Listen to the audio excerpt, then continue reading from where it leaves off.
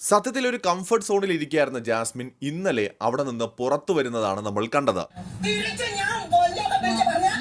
അതായത് തന്തയില്ലായ്മ കാണിക്കരുത്, തെണ്ടിത്തരം കാണിക്കല്, തെണ്ടികൾ, തന്തയില്ലാത്തരം കാണിക്കല് തുടങ്ങിയ കൈൻഡ് ഓഫ് സ്റ്റേറ്റ്മെന്റ്സ് ഒക്കെ ജാസ്മിൻ പറയുന്നുണ്ടായിരുന്നു.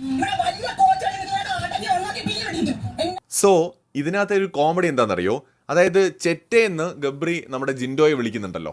ആ വിളിച്ച സമയത്ത് ജിൻഡോ തിരിച്ച് നീ പോയി നിന്റെ അപ്പനെ വിളിച്ചാൽ മതി, എന്നെ വിളിക്കണ്ടെന്ന് പറയുന്നുണ്ട്. ആ സമയത്ത് വീട്ടുകാരെ വിളിക്കരുത് എന്ന് പറഞ്ഞ് ഏറ്റവും കൂടുതൽ ജിൻഡോയുടെ അടുത്ത് ഡയലോഗ് അടിച്ച വഴക്കിട്ട ആളാണ് ജാസ്മിൻ. രാത്രിയായപ്പോൾ അതേ ജാസ്മിൻ തന്നെ ജിൻഡോയെ തന്തയില്ലാത്തവനെന്ന് വിളിക്കുന്നുണ്ട്. ഇത് മാത്രമല്ല, ഇതിന്റെ തുടർച്ചയായിട്ട് ഒരു വലിയ ക്ലിപ്പ് തന്നെയുണ്ട്. അപ്പോൾ ജാസ്മിൻ ഈ ഡയലോഗ് അടിക്കുമ്പോൾ വന്നിട്ട് ജിൻഡോ പറയുന്നുണ്ട്, ഒരു തന്തയില്ലാത്ത പെണ്ണും എൻ്റെ അടുത്തും ഇങ്ങനെ ഡയലോഗ് അടിക്കണ്ടെന്ന് ജിൻഡോ മറുപടി പറയുമ്പോൾ ജാസ്മിൻ എനിക്കല്ല നിനക്കാണ് തന്തയില്ലാത്തതെന്ന് പറഞ്ഞിട്ട് തിരിച്ച് ഇതേ ഡയലോഗ് അവിടെ അടിക്കുന്നുണ്ട്. അപ്പോൾ എന്തിൻ്റെ പേരിലാണോ വൈകുന്നേരം ഗബ്രിയുടെ കാര്യത്തിന് വേണ്ടിയിട്ട് ജിൻഡോയുമായിട്ട് വഴക്കിട്ടോ അതേ തെറ്റ് രാത്രിയിൽ കുറച്ചും കൂടി തീക്ഷ്ണമായ രീതിയിൽ ജിൻഡോ പറഞ്ഞത് നീ പോയി വിളിക്കെന്നാണ്. അല്ലാതെ ജിൻഡോ ഡയറക്റ്റ് ഗബ്രിയുടെ ഫാദറിനെ വിളിച്ചിട്ടില്ല. നീ എന്നെ ചെറ്റയെന്ന് വിളിക്കണ്ട, നീ നിന്റെ അച്ഛനെ പോയി വിളിയെന്ന് പറഞ്ഞു. അതേസമയത്ത് ഇവിടെ ജാസ്മിൻ ഡയറക്റ്റ് ഹിറ്റ് ചെയ്തിരിക്കുകയാണ്. അത് എന്തുകൊണ്ട് സംഭവിച്ചു എന്ന് ചോദിച്ചാൽ ആക്ച്വലി ജിൻഡയുമായിട്ടുള്ള വഴക്കിൽ ജാസ്മിൻ്റെ കയ്യിൽ നിന്ന് പോയി കഴിഞ്ഞു, കൺട്രോൾ പോയി നിൽക്കുകയാണ്. എന്ന് വെച്ചാൽ ജാസ്മിന് അവരെ സ്വയം നിയന്ത്രിക്കാൻ പറ്റുന്നില്ല.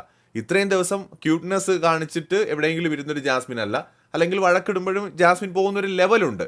പക്ഷെ ഇന്നലെ ജാസ്മിൻ കംപ്ലീറ്റ് കയ്യിൽ നിന്ന് പോയി. എന്ന് വെച്ചാൽ ജാസ്മിൻ അത്രയും ഫ്രസ്ട്രേറ്റഡ് ആയി. അതിനൊരു റീസൺ എന്നായിട്ട് അവർ പറയുന്നത് ജാസ്മിനെയും ഗബ്രിയെയും കുറിച്ച് മോശമായ രീതിയിൽ ശരണ്യ പറഞ്ഞു എന്ന് പറഞ്ഞിട്ട് ജാസ്മിൻ്റെ അടുത്ത് സത്യം ചെയ്യിച്ചിട്ട് ജിൻഡോ പറഞ്ഞു എന്നാണ്. അപ്പോൾ ആദ്യം അവിടെ വെച്ച് ജിൻഡോ അത് സ്വീകരിക്കുന്നുമില്ല, നിഷേധിക്കുന്നുമില്ല.